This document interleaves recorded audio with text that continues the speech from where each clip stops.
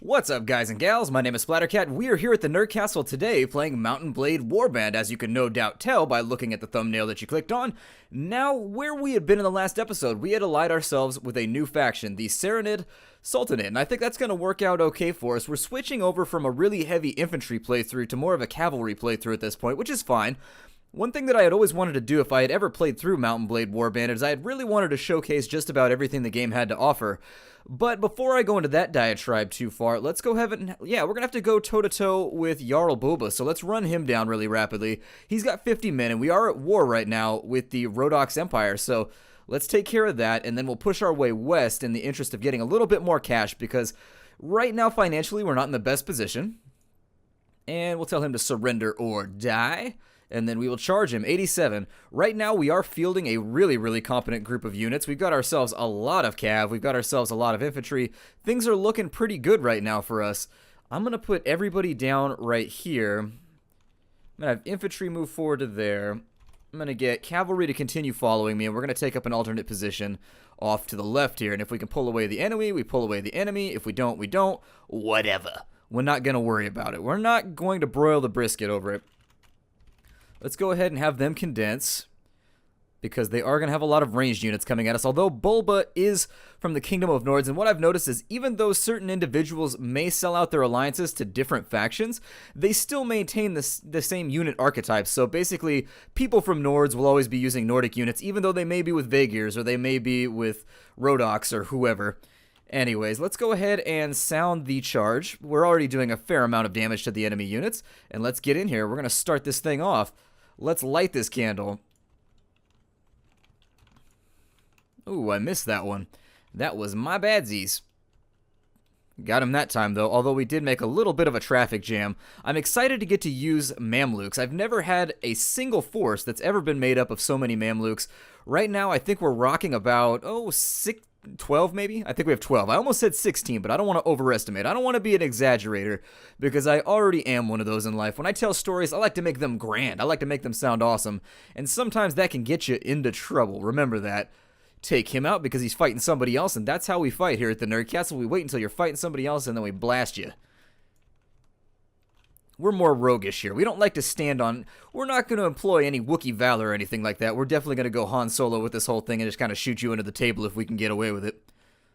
Okay, and the combat is over. I don't think we lost a single unit right there. We'll have to take a final check, though. Okay, we lost a Huskarl that was killed, which is really disappointing because every time I have to replenish my Huskarls, I've got to ride all the way back up to the north to get another group of them. But I'll trade. I'm complaining right now over losing 2 units when we annihilated like 50 of the enemies, so... Let's take Bulba prisoner, and we'll ransom him later. We've got some Nord footmen and huntsmen, but I don't think either of them are going to be useful to us. I mean, they're sort of worth something, but I don't really care that much. We do need to get, I think we recruited Rolf in the last episode. Let me get my Huskarls in right there. Rolf is wounded, but we'll kind of take him, his unconscious body, slide him across the room, get him nice and nude, and then put some armor on him. And when he wakes up, he'll be like, what in the hell? That is how Rolf sounds in my mind. What in the hell? I don't know. I don't know why he sounds like that. He just does. Oh, never mind. His nomad boots are better. He's rocking a normal sword. Does he have a shield? Give him some kind of shield. If you're using a one-hander in this game, you really do want to consider just throwing a shield on because it limits the amount of block skill you have to have in order to advance in the game. Now then, Mathelda's saying she's leveled up, but what's going on? Oh, she's got an attribute point. Well... Mathelda's going to be one of my main lords if we ever decide to launch the campaign for our own faction, so I may start boosting her charisma and giving her more leadership so that she can field more units. As of right now, though, I think I'm going to continue... Her agility's there. We could make her into a cavalry woman now, too, which might be sort of sweet. I suppose, at this point... We'll give her charisma because she is going to become one of our lords in the future, and I think having leadership and prisoner management is probably going to put her in a position where she'll be a bit more useful to us when the time comes. Now then, let's head to the west because we do have some business to handle with the Rhodox. It looks like a lot of these places are going to be looted. I finally got Clash of Kings, by the way. I did want to talk about that. I finally got around to downloading the Clash of Kings mod for this game, and it's really good. A complaint, though. When you're on the world map playing it, they've made the world map so large that the game is constantly running so many calculations that you can't use the fast forward function, otherwise the game just lags down to hell. So that's the only thing I don't like, is you pretty much have to play the game at this speed no matter what. You can never fast forward. I don't know if other people have that problem, but for me it's a major issue. I don't want to rob any of my own places. I always say that. I don't like to have negative reputation at any of these random places that have been captured by Rodox. I do think we should press over to Cherise and see what's going on over here, though. We're going to take it nice and slow and steady, because I don't want to get any battles that I can't handle. Let's go on over to Weya. They got 82 men and we have 86. It might be worth, 54 sharpshooters. Well, I was going to say it might be worth checking out, but 54 sharpshooters is a fairly terrifying retinue to have inside a castle. That may be one of the best defensive forces you could have, period. It's definitely a little bit on the threatening side. Let's convert him into a Serenid guard. I made a mistake and I accidentally made a bunch of Serenid footmen on accident. I was planning on turning them all into Mamluks, because Mamluks are pretty much on the same level as Knights.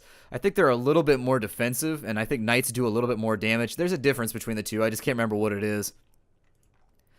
Let's have a look around for a castle that might be easily siegeable.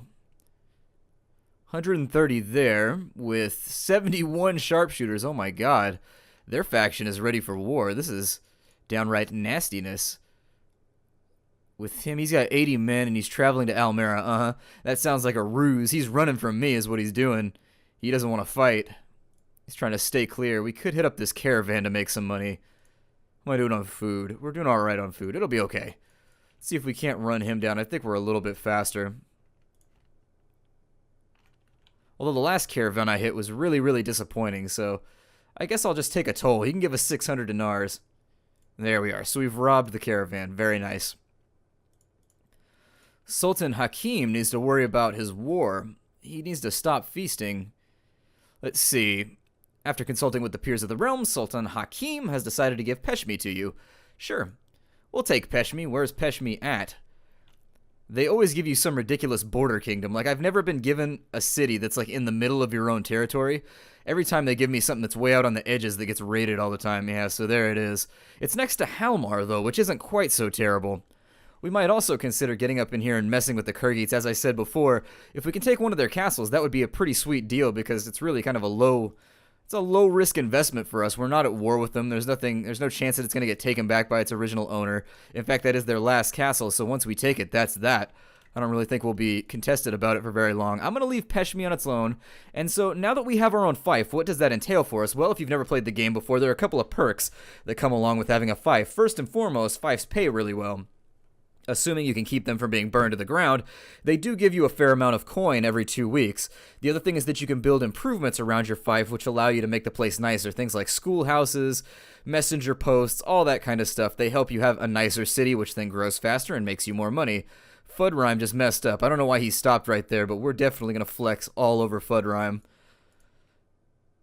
Oh, the other guy jumped in on it. Okay, that's fine. I wanted both of them anyway, so that works out. This is looking a little hairy for cavalry. Let's fall back to the edge of the map. I'm going to have my archers up here. I'm going to pull infantry back to here. And then I'm going to have the cavalry follow me. And what we're going to try and do is come down this hill in sort of a wave. I don't know how many sharpshooters they have. I really don't know how nasty this is going to get in terms of just the sheer boltage flying through the air. I definitely don't want this to turn into some kind of live wire situation where there's just ridiculous bolts flying through the air, just nasty things happening, having to call PG&E and all that fun stuff. However, my guess is that they'll set up on that hill with their archers. I could try and deny it, but I don't know what's on the other side of that hill. There could just be a larger hill on the other side of the hill. We do have the disadvantage of being deployed in the middle of a bunch of fog right now, which is going to suck for us. The ranged army definitely wants you, well, the ranged army being controlled by the AI that can see through the fog definitely wants you to be in the fog. And then we'll just kind of hang out here. I do hope that the infantry, though, will come down into this low-lying area, like that area right there, right around where you see the flag. And if they do, it means that we can get our horsemen at least kind of bandying around a little bit and dealing some damage. Ooh, it seems as though we've got arrows away.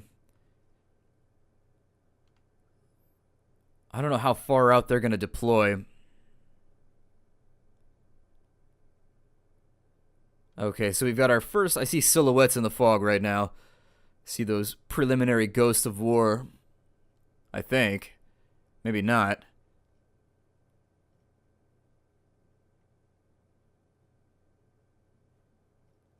Oh, they're over there. Okay. There he is. He's got horsemen, which is a little strange for Rhodoks. I think they may not be lords that normally are part of any of this. I'm going to pull my infantry on over this way.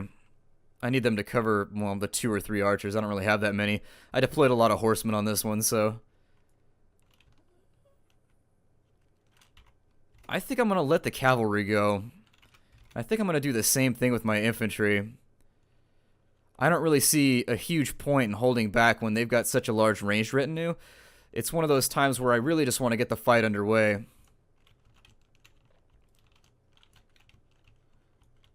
And it looks like they're only using maybe some kind of Swadians. Yeah, Swadian recruits.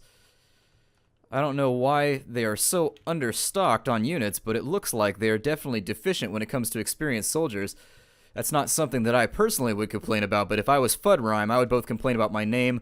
If your parents name you Fudrime, I don't think they love you very much. I mean, I don't see a kid named Fudrime. There's going to be one thing. It's going to be like a boy named Sue, where a kid named Fudrime is just going to be the toughest little bastard on earth because he gets made fun of his whole life, and he's just going to like have to learn to kick people's asses over and over again. Or B, it's just going to be the opposite, where he just gets picked on nonstop. I would hope for the former. I mean, it would still suck to be named Fudrime, even if you could knock people out, but it would still suck to be Fudrime either way. No joke. It's kind of one of those names like Melvin that I just don't feel like it works out for anybody.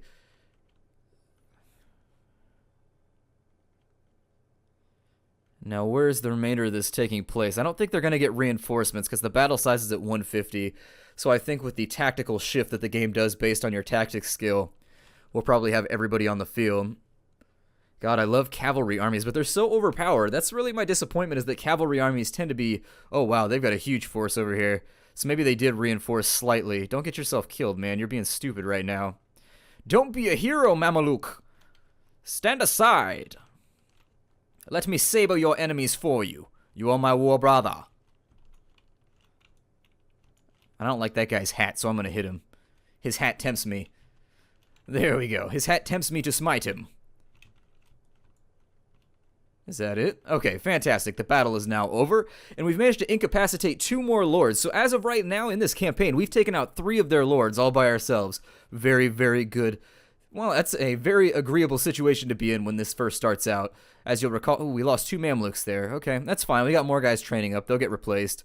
They both escaped, which is disappointing. Nothing there worth capturing, at least not worth slowing us down. Heavy bastard swords. A few things in there worth taking, but not really.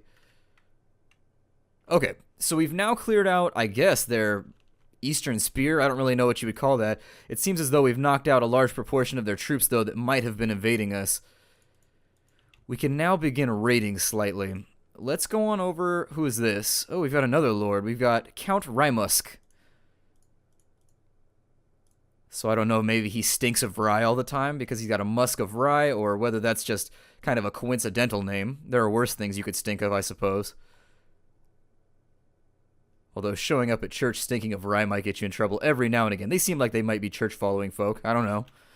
Count Rymusk, what does he have? 42 sharpshooters, so he actually might make a really nasty dent in our force. I don't think I'm going to mess with him for now. That's one of those armies that really is top tier, ready to roll on you at any given moment. And between, we only have 26 elite units altogether, so we'll back off just slightly from him. We may think about hitting... I don't know. I think Jamish is the first one that is actually theirs. I haven't saved in a little bit. I've been playing in between episodes, so let's go ahead and we'll loot and burn this bad boy, and if they decide to come at us, there it is right there. Peshmi, a very wealthy village, actually. That's a really good stipend from a city. I've played this game a lot, and it's rare to see that much from a village, so what it's going to do is, for us, it's really, if you get a really poor village when you start out, which tends to be the case, they tend to give you something small to manage so that you don't mess up the entire kingdom. If you have a poor village, there's really no incentive to protect it because it's going to take it a really long time to build up and become useful. Now, right here, you can see with Peshmi, they're worth a lot of cash, so we probably, at the beginning of each war, when all the raiding and looting is going to happen, we probably want to hang out around Peshmi and defend it. Let's knock out Jamish. And once that's done, we'll have a little bit of extra cash to play with, which will apply somehow. I'm not really sure what I want to spend the money on right now. All I know is that I want more money. That habitual desire in life. I'm gonna get rid of all this loose, yeah, all that loose loot. Kind of a tongue tire there. The loose loot in my boot. I don't know. The loose loot laying in my boot. I'm trying to make one up, but it's not coming to me right now, guys. It is not coming to me. Okay, so I apologize about that little cut right there. You may have noticed the fade in, fade out, the crossfade, whatever. Unfortunately, the game has a severe habitual allergy to the Steam overlay, and I forgot to turn it off and it crashed on me. So we made a little edit, and unfortunately I had to re-raid Jamish, and so we've got different loot now. So if you notice different loot, that's why. So as I was saying before, what we would probably like to do, I mean, I really want to make sure that Peshmi is okay in the future because it's paying us so much cash that if it gets hit, it's pretty much going to reset it to nothing. We also want to be really popular in our own village. We want to go back there and do a couple quests once peace breaks out. See if possibly we can make them love us. We can just rub their tummies, make sure that they're purring like a kitten before we take off, and that everything is nice and kosher. I'm going to go back to Halmar for just a second, and let's sell off some of our loot from raiding Jamish. God, never mind, they don't have any money. I really hate how little money all of the vendors have in this game. Sometimes, I know there are mods for it, I know. But we're playing vanilla right now, which means that I'm stuck with all these terrible merchants that can't even afford to buy like a single item. Must not be doing very good business, that's for sure. Get rid of the velvet, a little bit of wool in there. There it is. They can pay whatever they can, I don't mind. And then, is that everybody, or did I miss? I swear. Okay, there we go. This guy can afford a little bit more, and what we want to get rid of here are the fresh beef, anything that's going to go rotten on us. Our troops have already started eating the grapes because they just can't keep their fingers to themselves. Just ask me and Matheld, they are just always being handsy. And we want to sell off that rotten chicken too because we dumped it previously, but before the cut had to be made. It's back in our inventory now. Move that stuff around really quick because I don't like having disorganized food everywhere. Or at least big gaps and holes in my inventory. And then we'll leave the rest down at the bottom. They'll eat it anyways. It's not like it's going to stay. And now we're back up above the 10,000 silver range, which is good. I don't like to have lower than 10,000 silver at any point. Sometimes it's difficult, but you need to have cash so that you can respend if anything goes completely and totally wrong. It also makes sure that you can upgrade your units left and right, like we did a few episodes ago when we lost everything. What is going on over here? Oh, they're chasing a caravan. Leave that caravan alone, he said as he just raided a caravan a minute ago. I'm gonna get on. Yeah, let's go fight Count Bracha.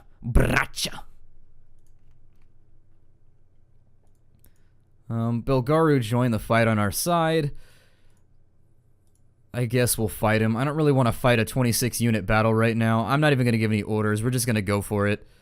It's 26 guys. They are on a hill, but I just want to get this over with as rapidly as possible because these battles tend to be a little bit of a waste of time. Unfortunately, you do have to get rid of these lords, and so you end up fighting them. And when you're in single player, it's not so bad. You can just kind of hang out in the corner, go get a soda, let the AI handle the whole thing. But I don't like auto-resolving either because oh, hey now. Here be talking trash. He's like, what do you mean we are not worth your time? You're not worth my time. I meant what I said.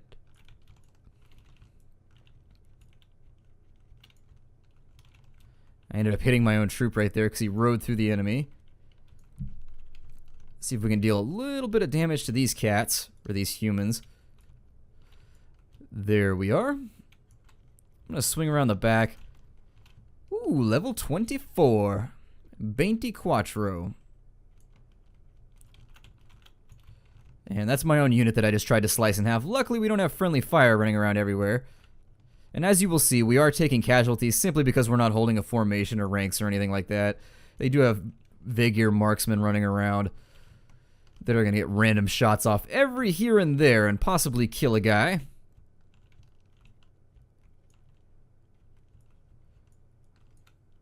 And down he goes. The remainder of the force should fall shortly thereafter. I'm looking for the cheers. Punch for the sky, my noble army. There it is. They're all punching the sky now. The sky has given them nothing lately, and so they must punch it. We lost a Mamluk. Yeah, we'll take Bracha prisoner. That means we've got Bulba, we've got Bracha. We're set up to make a decent amount of money in the future. If ever they decide to ransom, they may or may not. I've held on to lords for any amount of time. It's really difficult to tell sometimes if you're actually going to get any type of compensation for the lords. Ooh, and there's a big battle right there that we can get ourselves into, and I'm going to ride straight for it.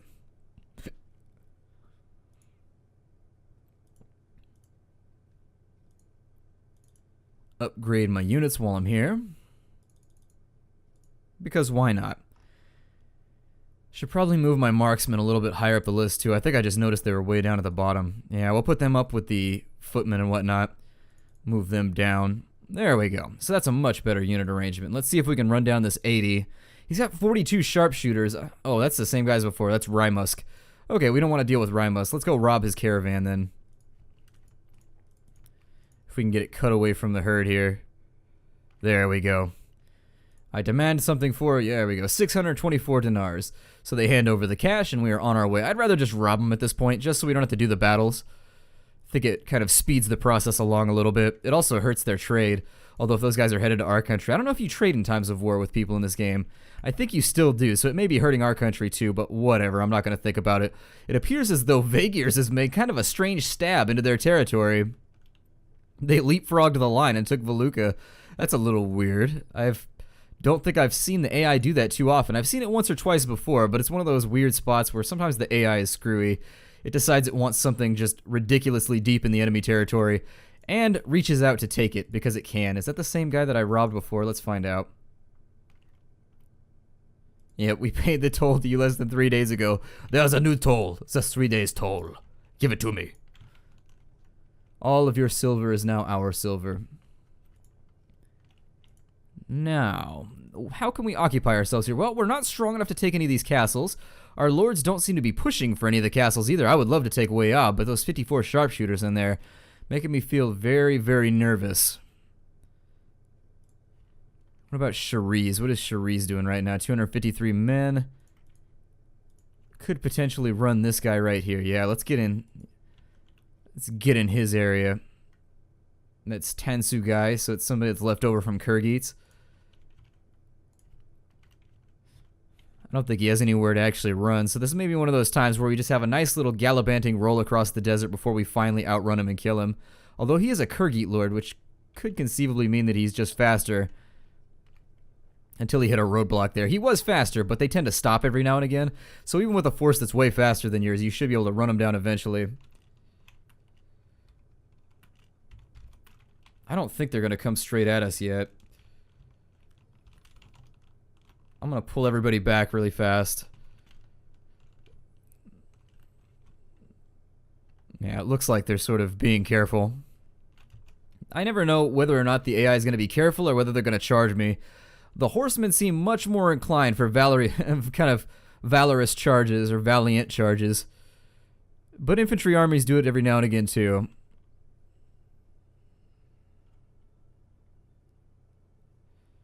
We do have a lot of archers fielded, so I think for now, I'm just going to let them skirmish for a minute. I am, however, going to move my infantry over just slightly to deal with the fact that the enemy is wheeling slightly. And I think I'm just going to cut this. Let's just go. I don't see anything armored on their side. I think I'm just going to send in the Mamluks. We'll send in the clowns, see if we can get any lancing done before we go any further. This is one of those fights where we do want to be careful and watch out for anybody that might possibly try and couch us from behind. Just put a couch lance straight into our spine while we're fighting with other people. I prefer to avoid that occurrence, just because I like my spine. I like it in one piece. Spines are pretty cool. They help out with general bodily functionality at a level that I feel is appropriate. And so putting a big old notch in it, God, I hate horsemen. I hate horsemen so much. They're just so squirrely, especially horse archers. You can mostly assume that eventually... Yeah, block that one. You thought you were going to get sneaky. Since I've got an armored horse, this is definitely going to be... God. Stupid horse archers. Like, really?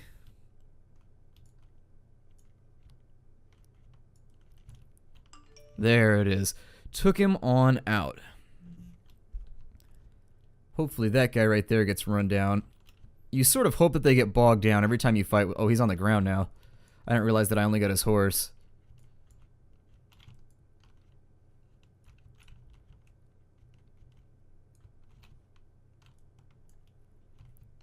That lord is not feeling our presence, or whatever he is. There we go. He's a Mamluk.